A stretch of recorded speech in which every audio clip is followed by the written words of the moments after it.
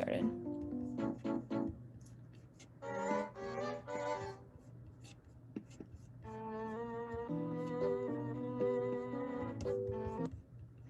Okay, you guys like my tabs? Anyone feel terrible about looking at those tabs? Because that's like one of 5 windows that's open right now. All right, so today we're gonna start yeah, you haven't even seen the rest of it. Today we're gonna start the opioid crisis. Or no, I actually did not mean to say that. We're not gonna start the opioid crisis. We're just gonna talk about opioids. And the opioid crisis, so-called, is going to be a broader topic that will tie in today, but we're also going to revisit at several points throughout the rest of the semester, or whatever it is that we're doing here at DrugsCo. So I want to preface this by saying that this is not supposed to be an exhaustive introduction to the opioid crisis as a concept, and that we will be returning to it, and a lot of the stuff that's in here is going to get fleshed out on more as we return to those topics that are more prevalent in daily life. But before we do that, this recap is old. So I guess we're skipping the recap for today. Whoops. And just diving right in. Okay, so just to lay the, Jared, I can't change. This is just the way that my tabs are going to be forever. I can't do it. I have tab groups and bookmarks and whatever the kids use, and that's about as far as I'm ever going to go. I like having them all open. I know, masochist alert. So real quick, I want to start this off. Please mute yourself if you're not muted. Here we go. Okay.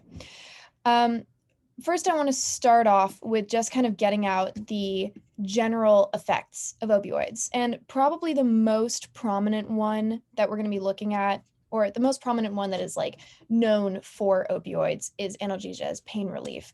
And then also sedation, which is sometimes pertaining to nodding, the experience of nodding in and out, which we'll talk about in a second. And then for some people, there's an accompanying sensation of bliss and euphoria.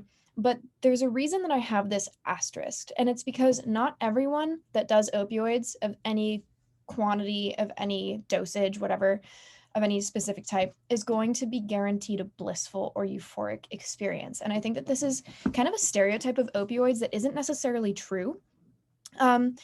The specific opioid that you use has a lot of influence over this, but more than that, the route of administration that you use for an opioid will dictate whether or not you have this like rush of euphoria or not. And that is a really important point to be made here. And I want to preface all of this by saying that generally speaking, as a class, opioids are an essential medicine and also can be like a very pleasant recreational substance as just like an umbrella category of drugs. And I want to go into this with the recognition, first off, that what's the most stigmatized opioid? Like easily. Not including fentanyl. Yeah, heroin. Heroin? Right. So heroin is by far and away, I would say like heroin is the most stigmatized drug. Meth is the second most, if I had to say, just based off of public opinion. And I want to make it super clear, heroin is diamorphine. Like heroin is morphine. That's what it is.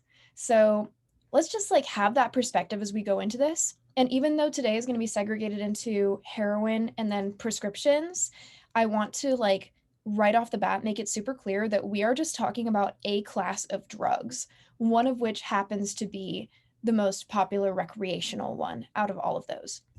We'll talk about why as well. So pain relief is really huge. This is a term called nociception, which is pain perception, basically. And the interruption of pain perception, nociception, is like the underlying basis for opioids, basically. And just like a side effect is sedation. But the way that pain perception works for opioids isn't necessarily that you feel less pain. It's the way that you process pain changes. So a lot of the time people will report that if they have like oxy, for instance, after a surgery, they'll be like, oh, I knew I was in a lot of pain. I just didn't particularly care. And again, this is kind of like contrary to what a lot of people think about opioids, is that they just like fully eliminate all of your pain. That's not quite what's happening. In fact, I would say that dissociatives are actually more effective at fully eliminating pain in terms of like you don't feel it. But that is definitely like a gray area statement, like I'm not going to put that as a hard thing on the table. Saying it's morphine is like saying DXM is morphine. No, it's not. I'll tell you exactly why. Like it literally is a prodrug for morphine. A prodrug is a substance that gets converted into another drug in your body. Excuse me. That means that when you ingest heroin, actually, we're going to talk about it today. I'll come back to that, but like I promise, it's literally converted into morphine in your body. Like diamorphine itself doesn't really have that strong of a binding affinity as its own individual drug. Yeah, kratom, we're going to talk a little bit about it later, but not today because kratom is not a typical opioid. Okay, meiosis, opposite side of the spectrum of mydriasis, is pupil constriction. And this isn't that useful of a thing to know because if you're looking to see if someone is potentially overdosed on an opioid, it's going to be really hard to tell if their pupil is constricted or not. So there are some creative ways that you could attempt this, but you're probably going to have other indicators before you see their eyeballs.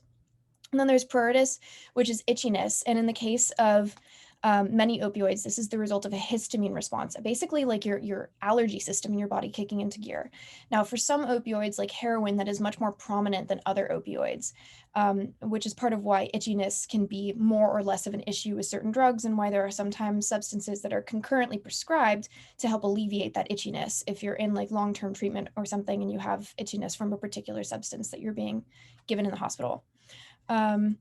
Making H from morph only to convert it back to morph. Yeah. Itchiness can also happen if you are just like a chronic user of opioids. It's just like reducing blood flow to the skin. That's kind of just a major thing with skin effects of drugs, like both stimulants and opioids. You can see that if you have less blood flow or less effective blood flow, your skin might just like dry out. And then constipation. This is a really major thing. And I just want to share a fact that I think about like all the time, which is that there's this thing called peristalsis, which is basically involuntary muscle contractions in your body, and that's particularly relevant in your intestines. And I love to think about how poop is literally just your body like involuntarily like squeezing through a tube. Sorry, I had to share that with you, but I think about it like almost every day. So peristalsis is slowed in the presence of opioids. Like your body is like less poop squeezy, which itchiness is not necessarily akin to numb skin feeling. It's like actual itchiness. Fun fact, we don't really understand why we itch or like how it works. Itchiness is kind of like a weird phenomenon. Anyway, this is a major problem, is that a lot of people that are especially prescribed opioids or opiates have a really difficult time shitting, and laxatives are often concurrently prescribed. Yeah, thinking about peristalsis, sometimes you can like feel peristalsis in your gut, which I think is so fun. Like thumbs up in the chat if you've felt peristalsis before and been like, I have no control over this. Quick terminology. Chasing the dragon is basically, I've mentioned this before, you get a piece of tinfoil and you take your pill, or you could do it with powder, but I think it's much more common with pills. You pop the pill onto the piece of tinfoil, light it from underneath, and you have like a metal straw or hopefully it's a metal straw in your mouth. And as you vaporize the pill, you just kind of and like suck it down as it melts. And sometimes you'll find like in a dumpster or something, I've found a couple of pieces of tinfoil with a red or blue stain on them, or like a dark reddish brownish stain. And that sometimes is an indicator that someone was using that tinfoil to smoke off of, which can be really interesting if you're like dumpster diving and you pull that kind of stuff out of the trash in certain neighborhoods. You can get a really good idea of what kind of drug trends are happening. Sometimes you'll find syringes, sometimes you'll find pieces of tinfoil, sometimes you'll find little bits of cotton, and all of those are indicative of the drug trends in the area. Then there's IM, intramuscular injection. You got to push through the fat. So IM is just like a more dispersed method of injection that is more effective for some drugs than others, depending on how that drug is absorbed. And then there's skin popping, and skin popping is probably most popular with opioids or cocaine.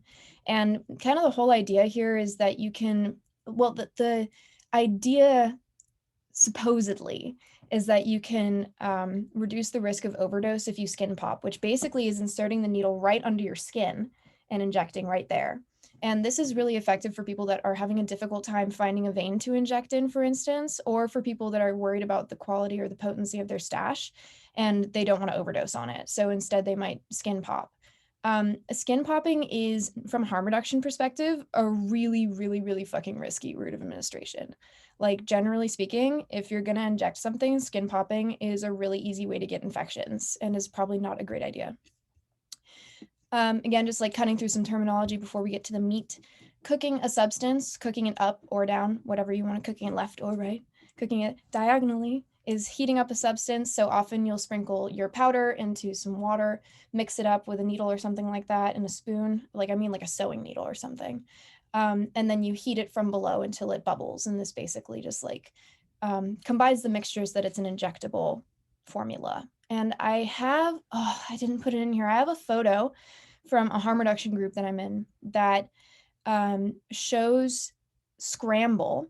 And is anyone here familiar with scramble by chance? Anyone know what scramble is? Cool. I saw one person not. So scramble is basically considered to be a mixture of heroin, sometimes lactose, and xylazine. Is it xylazine? No, it's quinine. And is it quinine or quinine? Oh my God, I'm having the world's worst brain fart. Someone help me. Oh, this is what happens when you don't go to conferences and you can't hear things being spoken out loud. Quinine or quinine? Anyone? Ingredient in tonic water? Quinine. Quinine. Thank you so much. I knew it, but there was a moment where I was like, what if? Thank you. I feel really much better. So scramble is a mixture of heroin and lactose and quinine, which is basically the bitter ingredient in tonic water and on anti-malarial medication. And scramble is particularly prominent right now in Baltimore and DC area. And that stuff, when you cook it, crystallizes into this weird muck, this like kind of brown looking, like bathroom accident looking muck, which is super scary. The heroin adulterant or the heroin market right now is like not heroin. Like there's basically no heroin in the market right now. How does IV differ from IM in terms of effects? So IV is going to be one of the most direct, if not, it's usually the most direct route of administration. Some drugs are slightly different because they're fat soluble instead of water soluble. So that means that since your blood is mostly water, if you inject something into your bloodstream, it's going to be much more effective if it's water soluble. If something is fat soluble, then it's probably going to be more effective if you inject it intramuscularly. Actually, I think that that's a major reason why in the UK, I need to fact check this, but I'm pretty sure that in the UK in palliative care and basically like hospice, end of life care, or pain management care, it's more common to use diamorphine or heroin than it is to use morphine because, as far as I remember, it's easier to inject heroin intramuscularly, which is a slower onset of action and like a bit more dispersed. That's the general reason. Yeah, IV bioavailability is often close to 100%, which is super high. Like ketamine bioavailability with IV is 100%, which is crazy. Is intramuscular method more painful? That's a really good question. I do not know the answer to that. If anyone does, please feel free to share. Anyway, so cooking something is preparing it for injection. It is getting it all mixed up and combined. And then to bang or shoot up is to inject a substance. And that usually is intravenous. And to blow a shot or blow a fix is when you miss your vein. So that can be extremely uncomfortable and painful. Oh no, sorry. Oh no, oh no, oh no. Ah. That can be very uncomfortable and painful because sometimes it means that you are, if you like blow a vein, it means that you basically poke in one side and out the other and you're bleeding into the surrounding area. If you blow a shot, you miss the vein and that sucks. That can be quite uncomfortable. And in some cases it can have like pretty shitty consequences. The phrase dopesick is specifically used often in relation to heroin, but it's really like in relation to withdrawing from any opioid. But I would say most often it's from heroin or oxy. It can be also just known as sick, but it's just you're in withdrawals. And in the case of people that have been using opioids consistently for a long time, you can get sick within hours of your last dose. And that's one of the things is that often if you have like an extremely high tolerance to opioids and you've been using them consistently for a while, if you initially were using for a rush, then after a period of time, you will, well, please mute yourself if you just got in here. Classic. Initially, you might get a rush. After a while, you might just be normalizing. And that's a thing that happens pretty often with people that have been using opioids for a long, long time.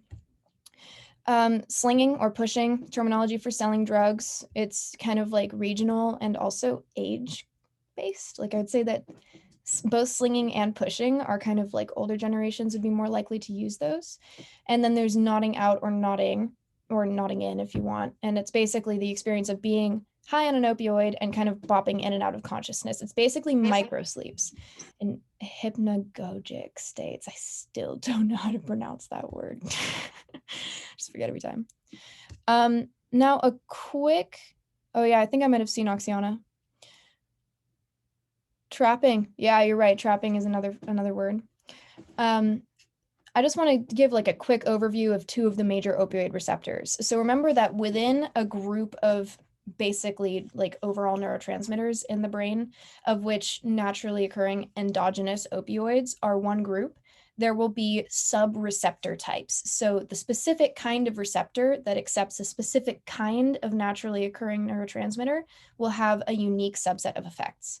In the case of the mu opioid receptor, this is basically like the quintessential opioid receptor. Like this is the one that is mainly responsible for the pain relief, the analgesia, the respiratory depression, the sedation, but also interestingly in reward pathways. And part of the reason for this is that the mu opioid receptor can actually suppress the activity of GABA. Now, that might seem a little backwards to you because we're going to be like, wait a minute, Rachel, isn't GABA the one that slows your system down? So if you suppress it, your system will be woken up. And that's not quite how it works in this case. In this case, GABA actually has a role in moderating and modulating dopamine activity, right? So if you're suppressing GABA, then it can't I don't even know which word I want to use, modulate dopamine, which means that your reward pathways are able to be sensitized. So the mu opioid receptor, if you're looking at morphine and morphine type drugs like heroin, this is the receptor that you're really going to be looking at. Now, on the other hand, you have the kappa opioid receptor. And does anyone remember what two major hallucinogens act on the kappa opioid receptor? I see one. I see salvia. Pop. Oh, PCP. Ibogaine. That's right. You know, I actually don't know if PCP acts on the kappa opioid receptor. That would make sense to me, though. I think it does. I think you're right. DXM is an isomer of morphine. I did not know that. That's interesting.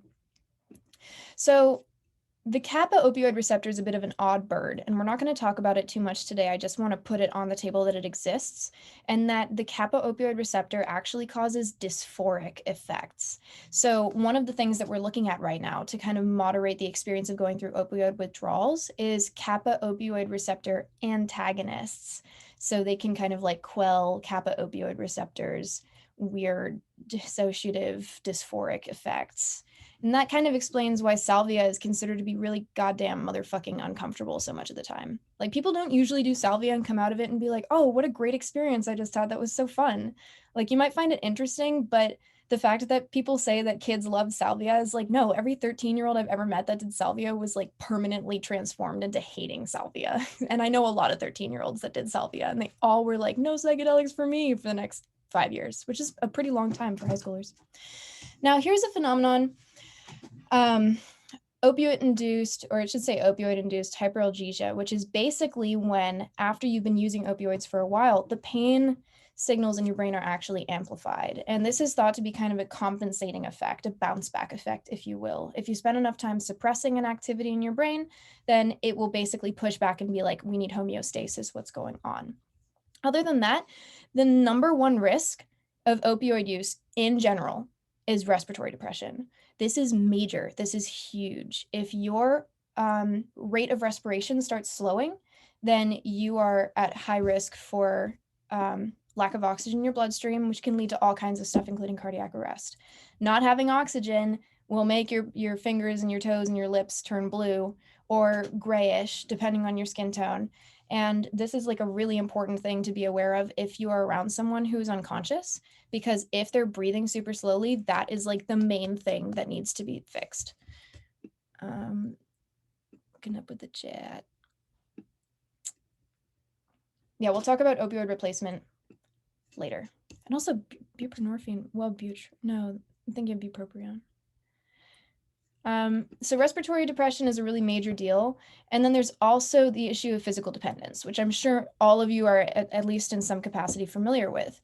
And this is definitely one of those ones that is super controversial because physical dependence can begin taking place extremely quickly with opioids, but it can also begin taking place extremely quickly with benzos. So we're seeing this interesting parallel, or more like a perpendicular, and how the US is treating benzos like Xanax as opposed to opioids like heroin. The fact of the matter is that there are quite a few people that are currently going through benzo withdrawals, and there is basically nothing being said about it. Like, benzo withdrawals can kill you. Opioid withdrawals almost never do. Like, seriously. You can have horrible withdrawals from opioids, but the likelihood of them killing you is largely predicated upon how long you've been using and how much, obviously, but also if you are predisposed to certain things. And that's like a completely different story than benzos, which can create seizures and coma in people that have been using them as prescribed by their doctor. You know, a brief history of opium real quick. The Opium Wars, which we'll talk more about in a second. Basically, Britain is controlling India because they're colonists or colonizers. And they have all this opium and they have all this shit that they want from China. And they're like, hey, we'll trade you our opium for all of your shit. And China's like, okay, for sure. So they do the trade, and then so many people are addicted to opium in China. And they're like, whoa, this is actually kind of shitty. We're going to destroy this opium. And then Britain's like, oh, we hate it. We rely on your luxury goods. And then they fight twice, and it's horrible. And we'll see a video on it in a second. Then in the Civil War, America was like, oh, this is awesome. We can just like treat our Civil War soldiers with opium-based products and opiates. This is like so easy. And then they can also treat hysterical menstruating women with opium products. So this is like a really long history in America in particular of using opium and opium products for this reason. But I want to take a look real quick at this specific instance of Britain and the Opium Wars, because I think that this is a really excellent look into how many Western countries or continents, in the case of Europe, tend to initially demonize something, profit off of something, and then as soon as it's no longer convenient, demonize it again. And this is a pattern that's been repeated throughout history that we'll see a lot more of. We arrest drug dealers. We criminalize people, mainly black and brown people, for possessing small amounts of drugs like weed. We do this because drugs are bad. Unless, of course, it's your government that's dealing the drugs. Like that time the British Empire got China hooked on opium. Empires of Dirt, a show about Europeans getting rich at the expense of everyone else. Classic Europe, am I right? Opium had been grown in China since the 11th century, but it was only until the 17th century that usage really took off, when people realized you could smoke it instead of just chewing it. By the 1800s, there were foggy back alley opium dens in the streets of Canton, now known as Guangzhou, Shanghai, and even in London's Limehouse on Pennyfield Street. In the early 19th century, Chinese exports like silk, ceramic, and tea were hugely popular in Britain. Opium was one of the few things that British Empire could trade back. It's estimated that as many as 15 million people were addicted to opium by 1890, making it one of the worst cases of national drug addiction ever seen. They would ship opium grown in colonial India to Canton, where Chinese traders would take it into China. As opium grew in popularity, British trade increased. In 1800, 300 metric tons of opium was shipped into China. 4 decades later, this had increased to 3,500 metric tons of opium. Opium was a highly addictive drug with similar effects to modern-day heroin. Long-term users could experience liver, kidney, and heart problems and could die of withdrawal.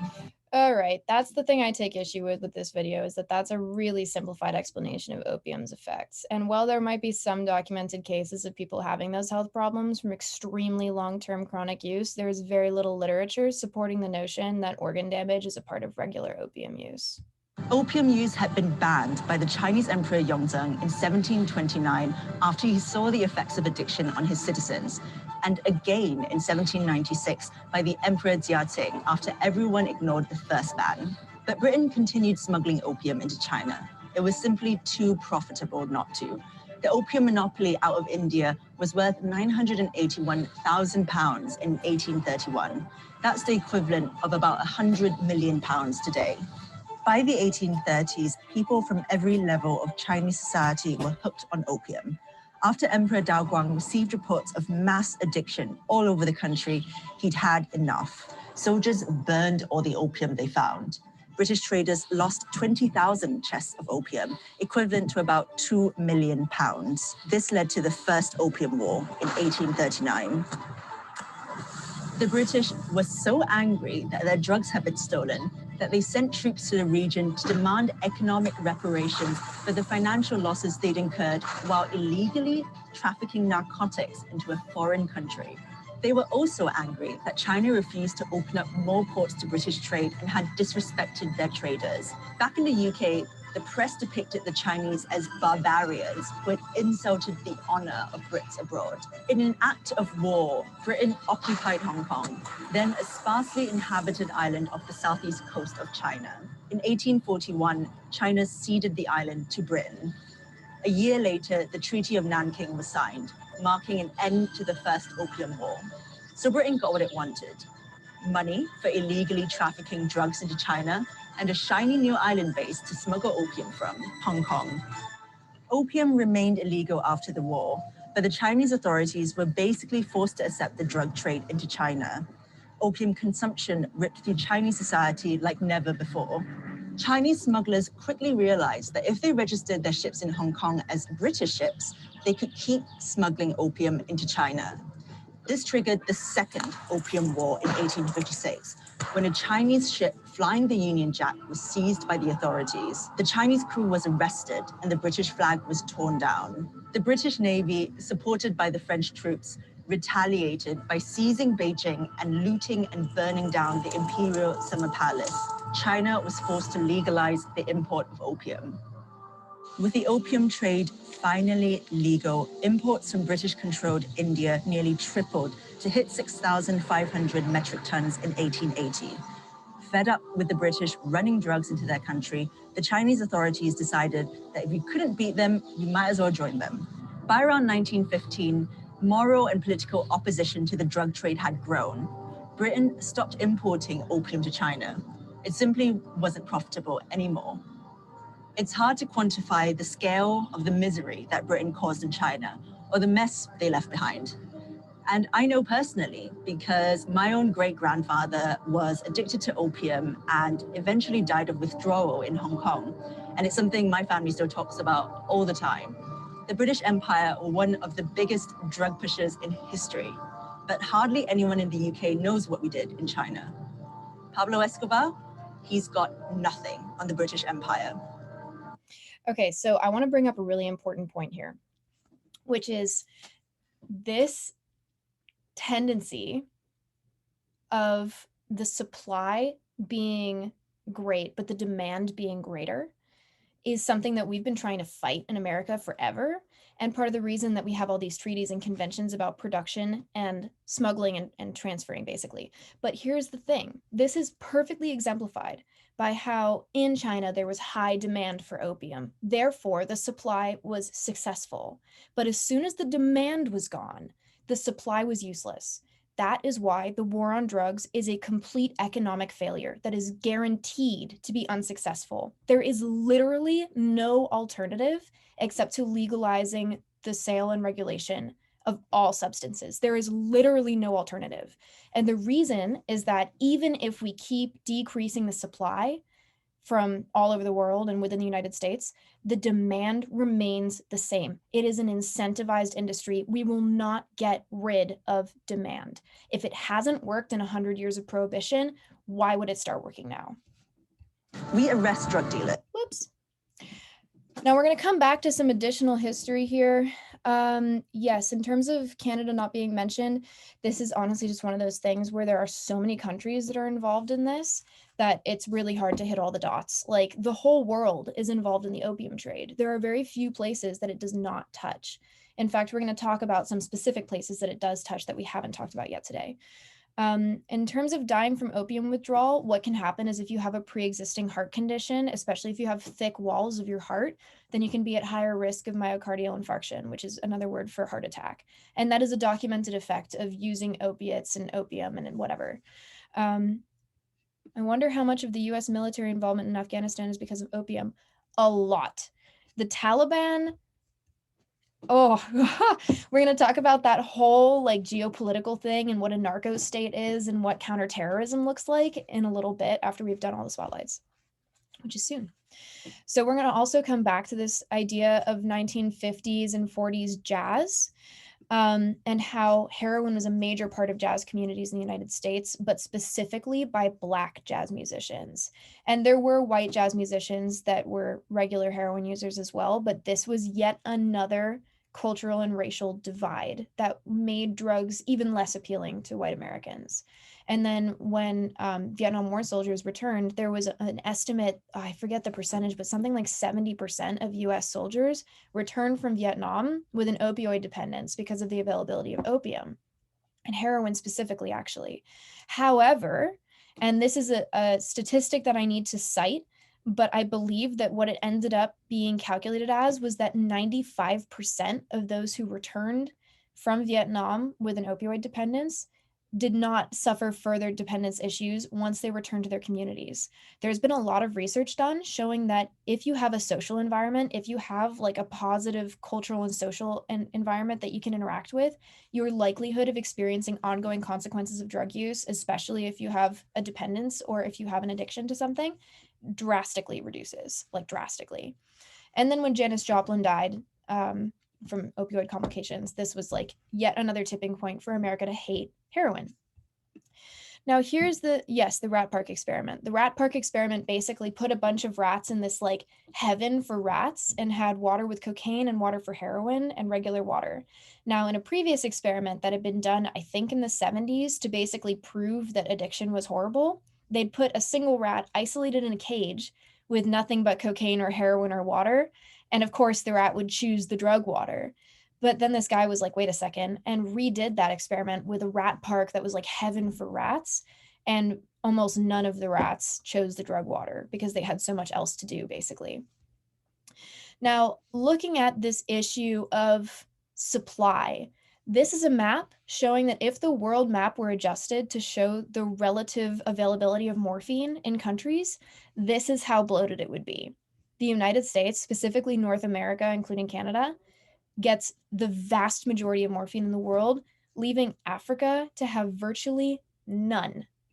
93% of the morphine supply, approximately, this is a couple of years old, is controlled by 7 countries. And I'm sorry, it was 77% at that time, not 93%. The numbers change, you know? But other countries are just left with like no morphine available. And morphine is one of the most essential medicines on the planet. Like it is what puts you out for painful shit. And there are so many countries with a lower gross domestic product that cannot afford morphine or just are not prioritized for it. We hog opioids, which makes this whole thing even more bitterly ironic. Now, looking at the cultivation of opium, and if those words put you to sleep, I don't blame you, but I'll go through this quickly. Basically, we're seeing that opium cultivation is going down, like 30% less opium cultivated in 2019, and this is probably going to be even less in 2020 because of COVID. We're seeing a decrease in how much is made and how much is seized, and yet we're seeing consistent increases in opioid overdose rates. The supply has not changed, even though we are producing less opium. So this was 2019. And you can see the different countries that are involved. Afghanistan produces the vast majority of the opium in the world, with other countries. I think Myanmar is the second most, yeah. And there are a couple other that comprise this little tiny bit at the top, but Afghanistan produces the vast majority. Even Mexico's cultivation has really dropped off in the last couple of years. But we're also seeing this. This is the price of opium. This is the price of heroin since 2017. Prices are going down, and yet there have been no indications of shortage. We're destroying crops. We're seizing more drugs than ever. We have so many things in place to prevent people from producing and acquiring things like heroin and opium, and yet there is no indication of shortage. And this is coming from the United Nations Office of Drugs and Crime this year. This was the 2020 report. We're seeing a decrease in price. Like, this is economics. This is basic economics. After a certain point, if what we are doing to supposedly protect people is actually causing them harm, and every single numerical publication is saying that it's not working, and we keep doing it, it is negligent. It's intentionally and knowingly negligent. And looking at what happened with the Opium Wars 1 and 2, you can see why it would be negligent. There is a cost benefit analysis that happens in the drug war. It's all about profits. And I say that like I sound like just one of those big pharma fedora tippers, but like it is literally all about profits. Like, this is a traceable thing. Now, looking at the trafficking routes specifically, yeah, it is counterintuitive. Like, drug economics defy basic principles of economics, but it is one of the only categories of sale that does so. Drugs are their own economic structure. If you increase the demand, or I'm sorry, if you decrease the supply, the demand doesn't change. This is the only major, or one of the only major markets where it works like that, but it works like that, irrefutably. Now, this is this thing called the Balkan Route, and the Balkan Route is basically a smuggling route that takes specifically opium and heroin and like opioids, or opiates, sorry, out of what's known as the Golden Crescent. The Golden Crescent is Iran, Afghanistan, and Pakistan. And the Balkan route is probably the most significant trafficking route. And this is dangerous shit. Like, the Balkan route is used by, I would say, like, I think it's mostly Iranian immigrants. Maybe I think that it's citizens of all three of the countries in the Golden Crescent who are like refugees, who are fleeing from persecution or from economic disparity into Bulgaria, into Croatia, into Serbia. So they take this Balkan route, which is brutal. Like, the people that take this route suffer. It is an extremely long journey. You have to pay thousands of euros to have a guide that takes you through it to smuggle you in. And once you get to the Croatian border, there is incredible brutality against you. People have their limbs broken by Croatian police. Like, people are camped out for days at a time eating nothing but ketchup. Like, the Balkan route is fucked up and rough. And this is the major smuggling route, the major trafficking route. Like, this is a route of desperation. And I cannot stress this enough, that the opium trade is one of desperation. Like, the people that start the opium trade, who are so heavily demonized, are literally like farmers, where there was this like massive economic upset due to Soviet occupation, I believe, in the 70s, in Afghanistan in particular. And there was nothing else to grow. Like, there was drought, there were unsustainable crops. Like, opium poppies give life to millions of people, dead ass. So when people are like, we need to persecute the dealers, I'm like, oh yeah, what are you going to take? Like, actually, what are you going to take away from them? Now, this Balkan route is basically how a lot of opium previously, before COVID, was getting into Europe and the rest of the world. Although it is true that the United States is often supplied by Mexico now, because opium, or I guess specifically like black tar heroin, comes from Mexico into the United States. Now, checking out, yeah, we're going to talk about the coca farmers. We're going to talk all about FARC and the coca farmers and the narco insurgency there. So this is a lethal dose of heroin. This is like, the lethal dose of heroin, I think, is between 75 and 600 milligrams or something. It's a like huge range. It depends on your opioid tolerance. This is the lethal dose of fentanyl. This is the lethal dose of carfentanil. This is real. This is not propaganda. This is actually the dose discrepancy. Fentanyl, I believe, is 50 times more powerful than heroin, which is 2 or 3 times more powerful than morphine. Carfentanil is 100 times more powerful than fentanyl, to the point where on certain dark nets, carfentanil was, as of a couple years ago at least, being advertised as a biowarfare weapon. Like, this is a grain of sand's worth of carfentanil, and we have seen it on blotter paper. You should be testing your blotter paper with fentanyl strips. Like, the likelihood that you're getting carfentanil on blotter is low, but wouldn't that fucking suck? Like, please test it. If drugs were legalized, would these farmers' livelihoods be negatively affected? So that's a good question. The answer is that different markets would arise, but specifically, if opium production were legalized, then those farmers could operate under like a protected market. You know, they would still be growing opium. We still need morphine across the entire world. The only difference would be that they're not getting persecuted in the process and having to like burn down their crops and start over. Like, the efficiency of our morphine production would skyrocket. Honestly, we wouldn't need clandestine labs for it. Like, it just doesn't make any sense. What about gel tabs? We've not seen carfentanil in gel tabs. Yes, blotter paper like for LSD. Yes, you should test your L. To test your tabs, just snip off a tiny corner of it, dilute it, I think, with a teaspoon of water, and then stick your fence strip in it. We're going to actually be updating our test strip instructions soon at DanceSafe, so you can know how to test blotter. But Hoffman reagent has not been verified by DanceSafe as being effective. I really caution you guys, like, DanceSafe does super intensive scrapes of existing test kits. The Zimmerman reagent, not proven. Hoffman reagent, not proven. Like, they will have effects, but honestly, for many of those reagents, their propensity for like accurate color change is so low that we haven't improved producing them. There's a reason that we have the kits that we do. So, like, please be super wary of any kit that is not sold by DanceSafe. Not to be like, DanceSafe, but we actually are like super careful about not selling kits that don't have a guarantee to work. Yeah.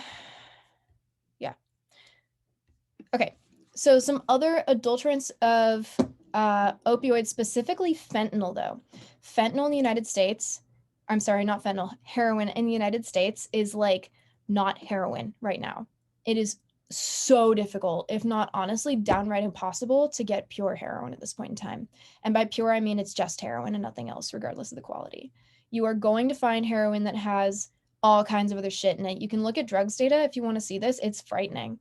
It's really frightening. We're seeing heroin submissions that are like heroin, fentanyl, 4-AMPP, xylazine, quinine, like what else?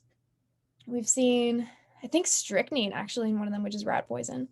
Like, this is a really, really, really adulterated market right now. And is it partially due to the fact that we've been chopping the opium fields so there's less opium available? I don't know. It could be the case. That could be a reason, but it's probably just that fentanyl is becoming so much more available and you can really bulk your product with it.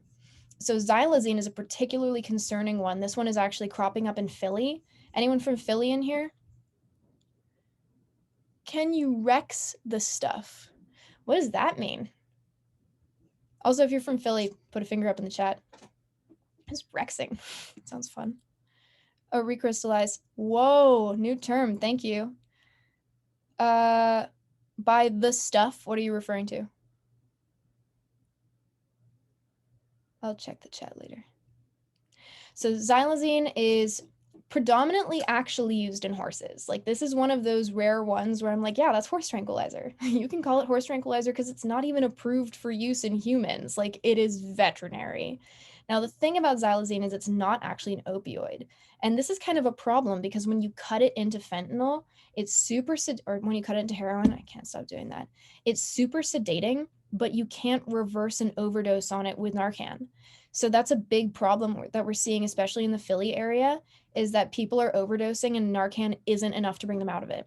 Yohimbe, on the other hand, is. Yohimbe is an opioid or a xylazine overdose reversing agent that is effective. Limited use in humans for that purpose, but supposedly will work. Xylazine is, I think it's adrenergic, but I'm not positive. I'm pretty sure it's adrenergic though, because it does produce classical sedation and respiratory depression that compounds the effects of opioids very dangerously. It first came out in Puerto Rico. Can you recrystallize heroin? And that's not going to be enough to get rid of adulterants. You can't do that with most things. Xylazine first reared its head in Puerto Rico a couple years ago, I think 2012, maybe 2008. And people would initially sell it side by side with heroin. They'd be like little xylazine, little heroin, and you could kind of pick how much you wanted of each of them. But what we're seeing is that xylazine, unlike heroin, which is like if you properly inject heroin, you're probably going to be fine, like in terms of your skin. Proper injection technique and not having adulterated product, like if you have just straight up pure powdered heroin, you're probably not at risk of abscesses or wound botulism or any of the nasty shit if you do it right. With xylazine, on the other hand, there's speculation that there's something in the actual chemical of xylazine that can create the traditional flesh eating effect at the site of xylazine injections. I should have included some pictures in here because they are fucking gruesome and a really good indicator that we need safe supply as soon as humanly possible. And that's something that I really want to impress upon you all. In the case of opioids as a class in general, like if you have a powder form without binder, without adulterants that you're injecting, it's not that high of a risk. As soon as you put adulterants in the mix, as soon as you put unsafe injection practices in the mix, that is when you're at risk. Like consistently across the board, that is the reason that people are harmed by opioid injection. It's not about the drug itself. And that is what's so frustrating to explain is that you see all these diagrams about the long-term effects of heroin, whatever, and they are almost entirely, pretty much every single time, they are only describing what happens if you inject poorly adulterated heroin. Like, it's not about heroin, it's about the shitty supply of heroin. That's the case for anything that you inject for the most part. Xylazine is not crocodile. Crocodile is a Russian, I think desomorphine is the main ingredient in that one, and that's cut with household chemicals. It's like DIY, but it's not xylazine. Oh yes, thank you, Fishy. That's right. Then there's 4-ANPP. 4-ANPP is basically like as you manufacture fentanyl, you might get it. It means that it's an impurity that hasn't been washed away. So if you have 4-ANPP in your sample, it probably means that there's either fentanyl present or it was processed in the same facility as fentanyl. And then there's quinine, anti-malarial medication. Now the problem with quinine is that in some people, I forget the actual medical term for it, but it can reduce your platelet count. And this means that you're not going to clot as effectively, which means if you're an injection drug user and you have a catastrophic drop in platelet count, you could bleed out a lot. And that's really bad, especially if you're high on something else in the meantime. Like quinine is not fantastic for this purpose if you don't know you're ingesting it. All right, let's talk about heroin in the last 10 minutes. Heroin is dosed in really small quantities, and the method that you dose it with, like your route of administration, is going to pretty much entirely dictate your experience. This is super important. Injecting heroin is a totally different animal than snorting it, totally different than smoking it, totally different than plugging it or eating it. These are different ROAs with different effects profiles. That's just like how this particular substance works. Otherwise known as smack, or it's usually I would say known as dope. Dope is like the main term, which is why I think it's really funny when people call weed dope. I'm like, you could pick up the wrong substance, but by accident. It's sometimes known as H. And if you are high on it, then it's often referred to as nodding and very less often referred to as doped up. And there are many other terms for it. Sometimes people call it gear, but generally speaking, meth is called gear. This is an example of what powdered heroin might look like. So is this. These are kind of like sandy, chunky rocks. Now, really well-washed heroin that's really well made is going to be white. So if you have kind of a darker brown color, that doesn't necessarily mean that it's not actually heroin. That could just mean that it's made with different precursors or washes or whatever. That's pretty typical that you see with drugs, is that the way that they're made is going to indicate what color they end up being. And then there's black tar, which I'm sure many of you are familiar with, at least in concept. And in hospital settings, it's diamorphine. And that's an important thing to know, is that it's diamorphine, okay? So real quick, here's an ounce of black tar. That is a fat lump of black tar. This is a lot of doses of black tar. So the thing about tar is that since it's so viscous and thick, it can be super problematic to inject. And it is much cheaper and easier to make. It's kind of a sloppier purification process, and it contains 6 mAm, which we'll talk about in a second. But 6 mAm or 6 mAm, whichever, is, we'll talk about it in a second. But basically, it's a metabolite of heroin. Like in your body, heroin gets broken down into 6 mAm. So as part of the manufacturing process, black tar includes a higher percentage of 6 mAm than regular powdered heroin would. Now, most tar is made in Mexico and imported to the United States. Now, when you're injecting tar, you run serious risk of complications. And these are a lot of the things that are publicized as being like the effects of heroin. It's like, no, that's the effects of tar or shitty injection practices. In this case, collapsed veins is literally your veins collapse in on each other. This can lead to problems with circulation and feelings of numbness. And then wound botulism, which is way less common, but it basically is a bacterial infection. It's a germ that gets in there, and it can cause paralysis and sometimes needs to be amputated. Wound botulism is really serious, and it's specifically tied to black tar as a form of heroin to inject. Now, most of the time, the rush is what a lot of people who use heroin recreationally are seeking. You're not going to get a rush from eating it, and you're way less likely to get it from snorting it or even smoking it. Smoking it is probably the most likely to get a rush aside from injecting it. Now, the reason for this is that, when did we get to this? That should be, I'm going to come to here first. We'll go back. So in your body, heroin is broken down into 3 things through what's called first pass metabolism. So, or when you inject it through a mode that's not, when you ingest it through a mode that's not injection, then you're undergoing first pass metabolism. And this means that it passes through your liver, basically. It's metabolized into different things. Now, that's a slow process, right? If it has to travel through your system and get broken down into different stuff, and then that different stuff has to get processed, that takes a minute. It prevents it from hitting you all at once. So first pass metabolism is part of the reason that eating stuff and I guess snorting stuff as well, generally speaking, is going to be less of a hard hit than injecting something or smoking something. It needs time to be processed. In the case of heroin is broken down into 6-mAm, which is a psychoactive metabolite. Like this, 6-mAm has its own unique psychoactive properties that we don't fully understand yet, but this is part of why black tar has like a slightly different effects profile than just straight up heroin, is because it has 6-mAm as its own ingredient next to heroin. And then it's also broken down into 3-mAm. We don't really care about 3-mAm. But the main thing that heroin does is get broken down into morphine. Now, heroin is 2 to 3 times or so more potent than morphine. And this just basically means that it's like a hyper concentrated delivery of morphine to your system. Heroin gets broken down into morphine. That is the bulk of the effect. In fact, people that were given the opportunity to choose between heroin and morphine often didn't really have a preference in a blind test.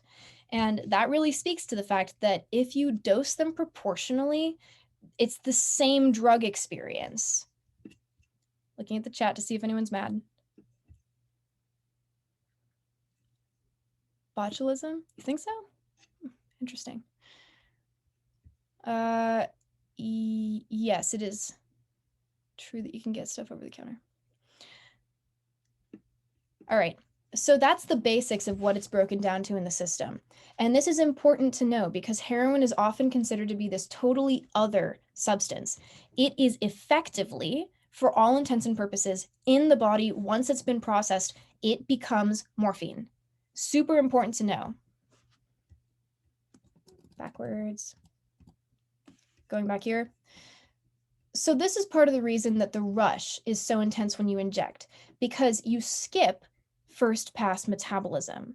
It goes straight into the brain for processing. And because of this, you don't have to wait for all of that process to happen. Things can bind much more easily all at once. What really creates a rush is the highest blood concentration at one time. If you inject something, you can achieve that. If you snort something, snorting heroin, these should be reversed. I would say that smoking heroin is a lot more popular than snorting heroin. Snorting heroin isn't going to have the same kind of like fast come up than smoking it is. So smoking is definitely the preferred method to snorting, I would say.